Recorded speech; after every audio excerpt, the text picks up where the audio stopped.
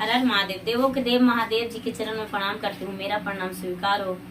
माता गौरा पार्वती के चरण में प्रणाम करती हूँ, मेरा प्रणाम स्वीकार हो। गणपति ललनमा के चरण में प्रणाम करती हूँ, मेरा प्रणाम स्वीकार हो। अपने से बड़े को चरण में प्रणाम करती हूँ, मेरा प्रणाम स्वीकार हो। माता पिता जी के चरण में प्रणाम करती हूँ, मेरा प्रणाम स्वीकार हो।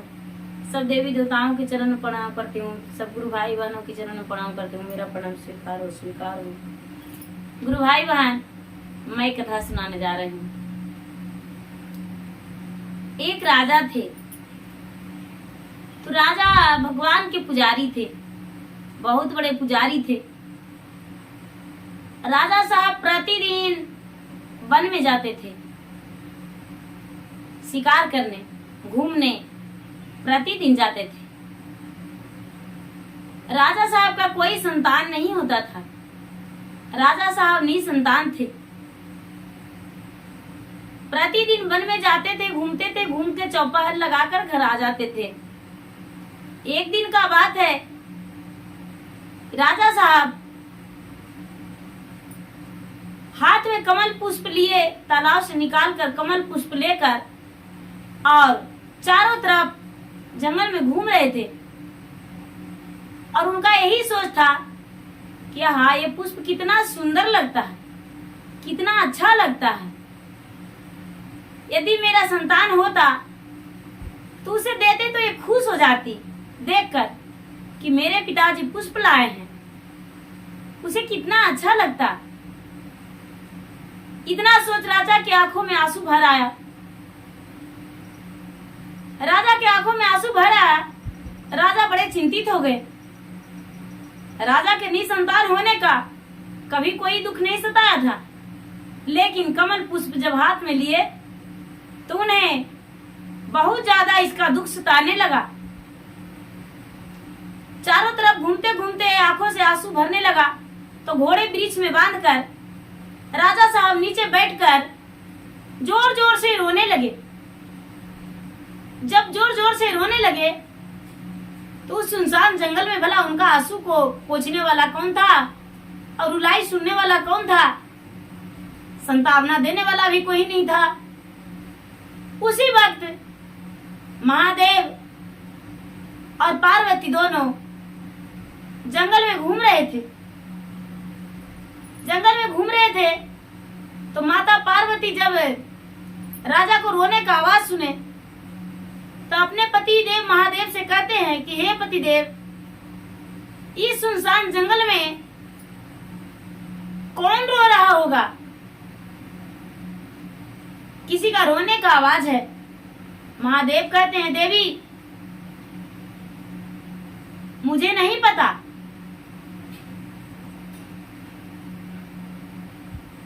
कौन रो रहा होगा आखिर?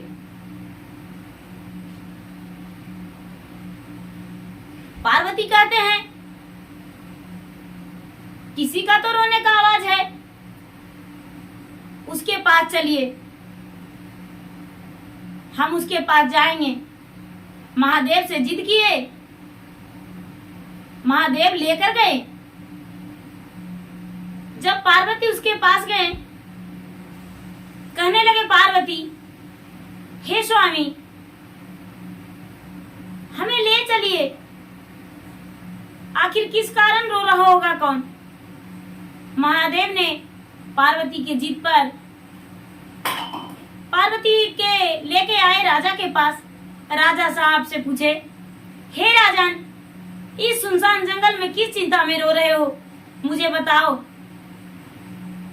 राजा ने बोले, पहले आप अपना परिचय दे दीजिए, उसके बाद ही हम बताएंगे।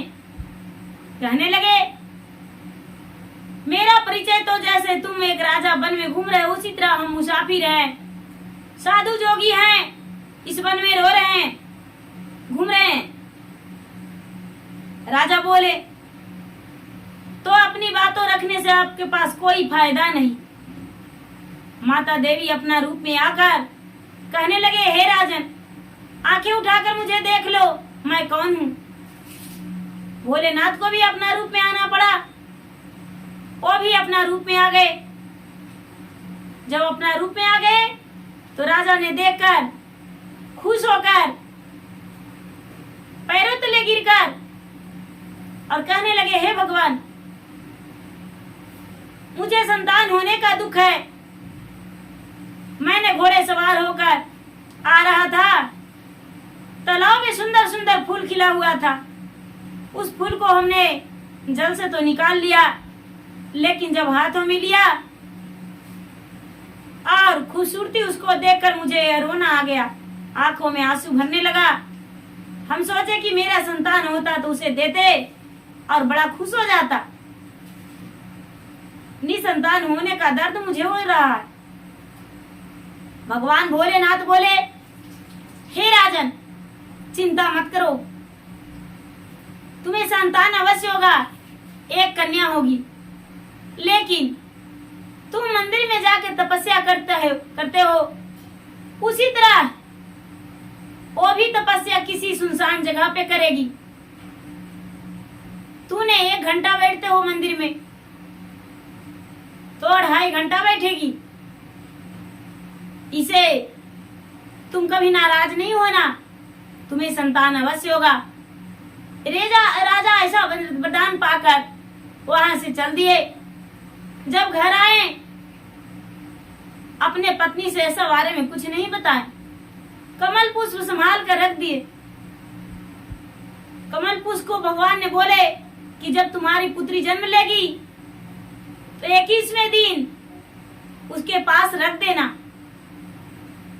बोले ठीक है, जब तुम्हारा कन्या होगा तब तक ये पुष्प मुरझाएगा नहीं, इसे रख देना।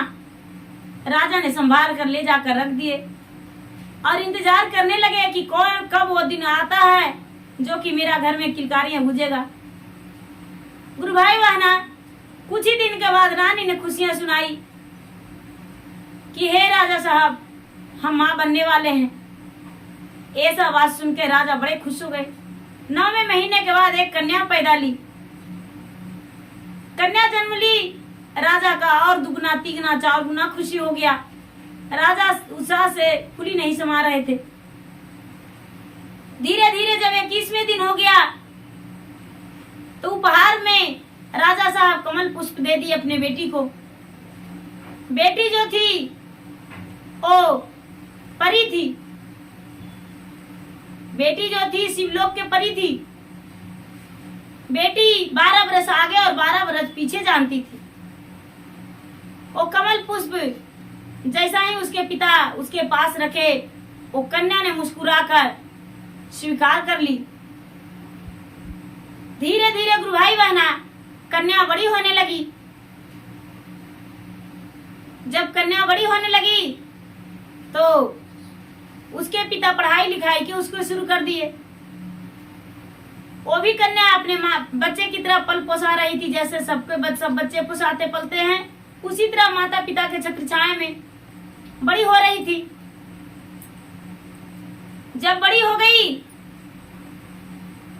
तो 12 वर्ष की हो गई तो अपने पिता से जिद करने लगी, पिताजी, हम प्रतिदिन मंदिर में पूजा करते हैं, अच्छा नहीं लगता है, आप सैर करने जाते हैं, थोड़ा मुझे भी सैर करवाइए।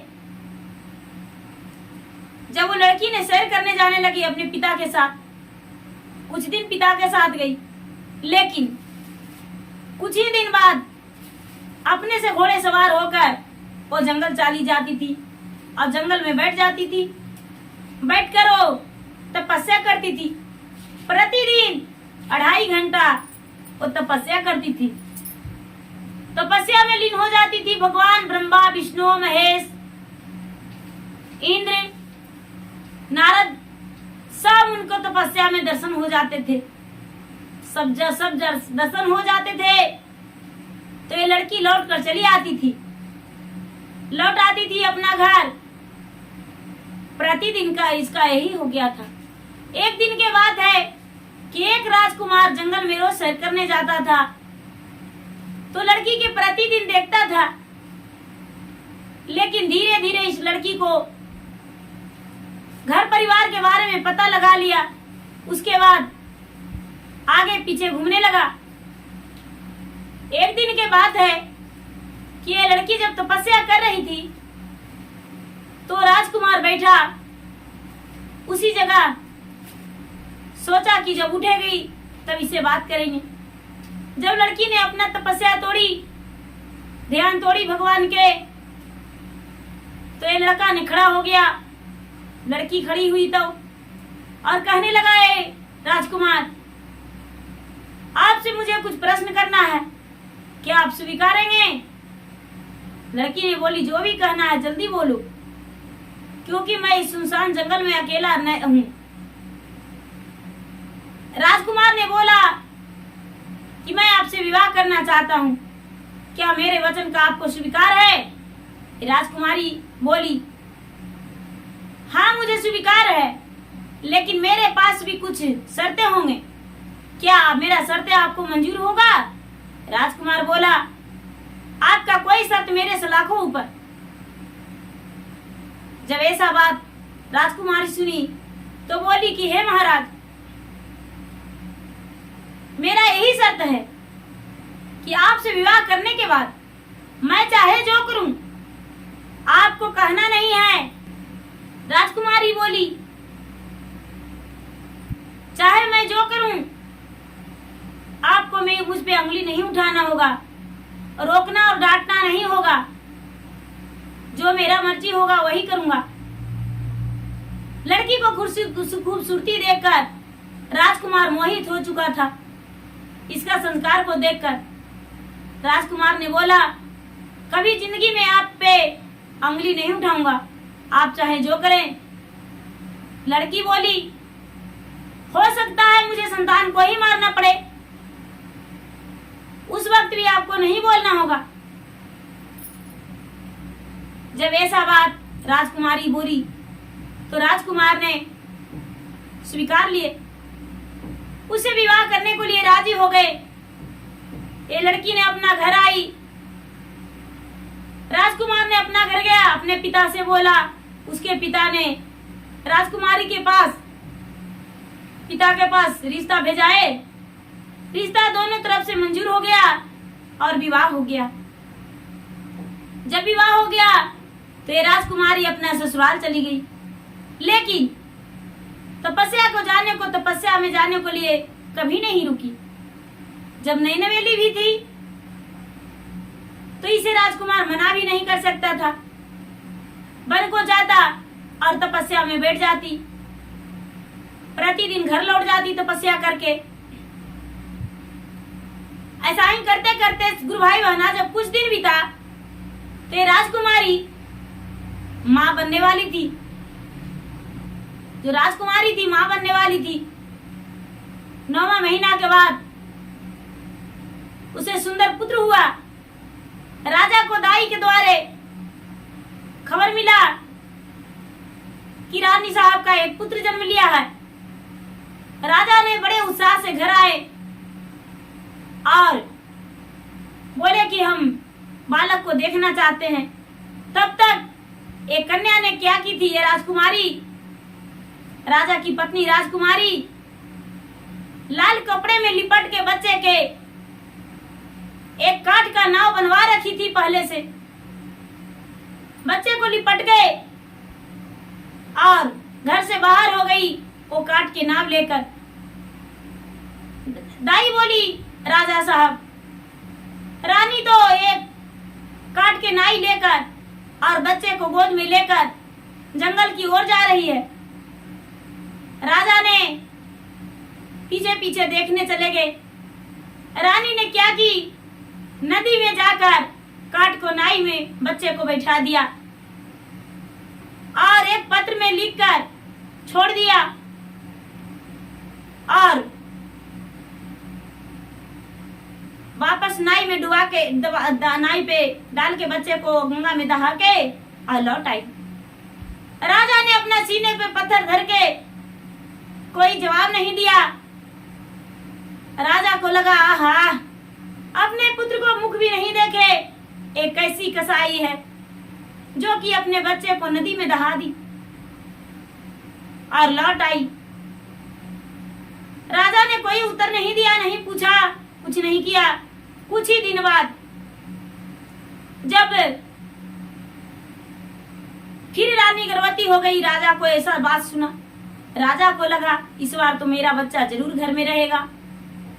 जब बच्चा जन्म लिया 9वां महीना के बाद, दाई ने फिर राजा को बताई।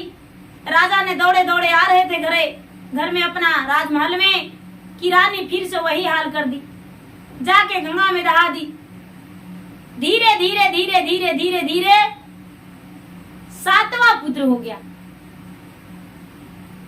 जब 7वां पुत्र को रानी ने अपना नदी में दहा रही थी, तो राजा ने आगे जाकर खड़े होकर कहने लगे, अरे मुझसे तो रहा नहीं जा रहा है, आखिर क्या कारण है? क्या तू मेरे वंश को चलाना नहीं चाहती हो? तो मुझसे शादी करने को लिए क्यों स्वीकारी थी? उसी दिन मना कर देती, हम मान जाते। क्यों मेरे पुत्र को नदी में दहा रही हो? रानी कहती है, महाराज, आपका एक पुत्र के भी हम जीवन नहीं लिए हैं, आपका 7वां पुत्र जीवित है। आपका 7वां पुत्र जीवित है, वशिष्ठ मुनि, जो जंगल में है ऋषि मुनि वशिष्ठ मुनि, उसके पास ये 7वां पुत्र जीवित है। उनके पास एक सुंदर गाय थी। गाय जो थी बहुत सुंदर थी, 7 लकड़हारे था। वो लकड़ी इंद्रलोक ले जाता था, लकड़ी इंद्रलोक में ले जाकर देता था चंदन का लकड़ी। 7 जो लकड़हारा था चंदन का लकड़ी ले जाता था और ले जाकर इंद्रलोक में दिया करता था। तो प्रतिदिन जंगल आता था। वशिष्ठ मुनि के पास एक सुंदर गाय थी। वो गाय बहुत ज्यादा दूध दिया करती थी और बहुत सुंदर दिखती थी। तो 7 मिलकर गाय को चोरी करने लगा। तो वशिष्ठ मुनि जब देखे तो उसे 7 चोर का श्राप दे दिए कि तुम्हें एक दिन पृथ्वी पर रह के मनुष्य तन में जन्म लेना होगा, और जिस दिन जन्म लोगे उसी दिन तुम्हारा मृत्यु अवश्य होगा। तुम माता के दूध नहीं पियोगे। उसी क्षण हम घूम रहे थे जंगल में। जब जंगल में घूम रहे थे, हम भी एक परी थे और जंगल में घूम रहे थे, तो 7 चोर ने मेरा चरण पे गिर गया और बोला, माता जी, हम चाहते हैं कि आपके ओद्र से 7 जन्म लें और आप ही मुझे रक्षा करेंगे। हम पृथ्वी पर जन्म लेने के लिए मृता भुवन में तैयार हैं, लेकिन जीना चाहते हैं। वो जो हम थे तो हम सीधा बोल दिए कि ठीक है, मेरे ओद्र से जन्म लेना, लेकिन अपना दूध नहीं पिलाएंगे, अपना दूध हम नहीं पिलाएंगे। इसी वशिष्ठ मुनि के पास तुम्हें पलाना पोसाना होगा। वशिष्ठ मुनि भी स्वीकार किए, ऋषि मुनि स्वीकार किए कि ठीक है, अब हमने तो श्राप दे दिया है, वो श्राप वापस नहीं ले सकते हैं। जब ऐसा सुनकर राजा ने अपना आंखों में आंसू भर लिए और बोले कि तो ठीक है। रानी बोली, हे महाराज, आप चिंता मत होइए, एक पुत्र मुझे और होगा, एक पुत्र मुझे और होगा जो आपका वारिस बनेगा, आपका घर पे रहेगा, चिंता मत कीजिए। राजा साहब ऐसा बात सुनकर खुश हो गए। आगे आगे रानी, पीछे से राजा वहां से चल दिए। घर आए कुछ दिन के बाद, 1-2 साल के बाद राजा को फिर से पता चला कि रानी गर्भवती है। 8वां पुत्र पैदा ले लिया। जब 8वां पुत्र जन्म ले लिया तो रानी ने 8वें पुत्र को बड़े संभाल के रखी, पोसने पालने लगी, उसका अच्छा परवरिश देने लगी, अच्छा परवरिश देने लगी। राजा के छत्र छाया में पलने लगा, राजा के संस्कार सीखने लगा, राजा के संस्कार सीखने लगा। जैसे राजा चाहे वैसा किया। जो राजा बोले वही बोला, जो राजा करते थे वही करता था। राजा के पग पे वो तैयार हो गया। राजा साहब बच्चे को शिकार खेलने को लिए सिखाने लगे, लड़ाई करने को लिए सिखाने लगे, युद्ध करने को लिए सिखाने लगे, धनुष्मान चलाने के लिए सिखाने लगे। एक दिन राजा साहब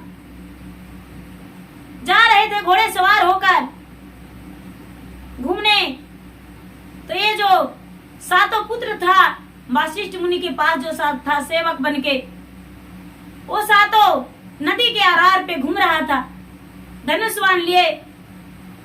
राजा को नजर पड़ा तो लगा उसी समय रानी भी गंगा के आरार पे टहल लगाने जाती थी, प्रतिदिन तपस्या में जाती थी, नदी के आरार पर जा चुकी थी, अपने पुत्र से मिलने जाती थी।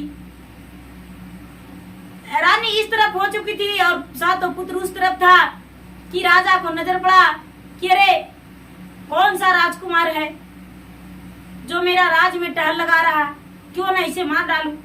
राजा ने अपने बाण कस दिए तो रानी कहती है, हे प्रभु अपने बाण को नीचे कर लीजिए, ये जो सातों पुत्र है किसी और का पुत्र नहीं है, ये आपका ही पुत्र है, मेरा पुत्र है, यही सातों पुत्र है जिसने आप बोले थे कि आपने मार डाली हो, हम एक पुत्र का भी नहीं मारे हैं। कहने लगे मुझसे क्षमा कर दो रानी और मुझे पुत्र से मिला दो। राजा को वशिष्ठ मुनि के पास, ऋषि मुनि के पास ले गए रानी और ले जाकर सातों पुत्र से मिलवाए। सातों पुत्र से मिलवाए, सातों पुत्र जान के बड़े खुश हो गए कि हाँ ये मेरे पिताजी हैं। क्षमा मांगे कि पिताजी हम तो इस वक्त आपसे युद्ध करने को लिए तैयार हो चुके थे, लेकिन मुझे गलती की, बहुत बड़ा हम गलती कर रहे थे, मुझे माफ कर दीजिए। छोटे पुत्र के बारे में बताया कि ये तुम्हारा छोटा भाई है। छोटे भाई ने भी गला मिला। राजा साहब बोले चलो राजमहल में रहना। सातों पुत्र बोला, हे पिताजी मैं आपका पिता मानता हूँ, माता को माता, लेकिन ना तो मैं माता को दूध पिया हूँ और ना तो ऋण चुकाने को लिए तैयार हूँ, ना तो राजमहल का सुख भोगने को लिए तैयार हूँ। मैं अपने मुनिवर के पास, ऋषि मुनि के पास श्राप मुक्त करने को लिए यहाँ पर जन्म लिया हूँ और अपना श्राप से मुक्त होकर फिर से मैं शिवलोक चला जाऊंगा। ऐसा बात सुनकर राजा ने उन्हें पुरस्कार में घर आकर ले गए, पुरस्कार दिए बाबा ऋषि मुनि के पास, सातों पुत्र को और वशिष्ठ मुनि को पुरस्कार दिए। राजा ने अपना राजमहल में रहने लगे। सातों पुत्र जो था, सातों पुत्र वशिष्ठ मुनि के पास रहने लगा, वहीं रहता था, वहीं रह गया। राजा को नाम पड़ा कि 8 पुत्र है, लेकिन उत्तरदायी तो एक ही पुत्र बना। 7 पुत्र तो भगवान का सेवक, ऋषि मुनि का सेवक बन के रहा। एक पुत्र राजा का उत्तराधिकारी बना। जैसे राजा चाहते थे वैसा ही करता था। जो रानी थी, रानी उसी दिन वचन ले ली थी कि जिस दिन हम सच बता देंगे और सातों पुत्र से मिला देंगे, उस दिन आपको त्याग कर देंगे। रानी ने अपने सातों पुत्र से मिलवा दी और जल समाधि ले ली। जल समाधि ले ली। एक पुत्र राजा के पास रहा, 7 पुत्र मुनिवर के पास रहा और रानी ने समाधि ले ली। उसी नदी में जल समाधि ले ली। जल समाधि लेकर अपना भगवान के पास चली गई, शिवलोक में चली गई। जहाँ के परी थी वहीं चली गई। राजा के पास राजपाट चलाने के लिए पुत्र रहा और राजपाट चलाने लगा और राजा अपना खुशी जीवन बिताने लगा अपने पुत्र के साथ। जो सातों पुत्र था उसका भी श्राप मुक्त हुआ, सातों शिवलोक शिवधाम चला गया। एक पुत्र जो रहा राजा के पास रह गया। तो गुरु भाई बहना, कितनी सती रानी थी और कितना मन उसका उज्जवल था, पवित्र था। अपने पुत्र को नाव में दहाते हुए कैसा लगा होगा, कितना दुख हुआ होगा, लेकिन फिर भी सीने पे पत्थर धर के रानी ने अपने पुत्र को नाव बनाकर दहा दी। और पुत्र जो था ऋषि मुनि के पास चला जाता था, ऋषि मुनि छान लिया करते थे। वो परी थी और अपना पतिव्रता धर्म निभाई, श्राप भी मुक्त हो गया। उस सातों चोर के कारण वो स्त्री रूप में जन्म लेना पड़ा मृता भुवन में। तो गुरु भाई बहना, मेरा वीडियो अच्छा लगे तो इसे लाइक कीजिए, शेयर कीजिए, सब्सक्राइब कीजिए। धन्यवाद। हर हर महादेव, घर घर महादेव।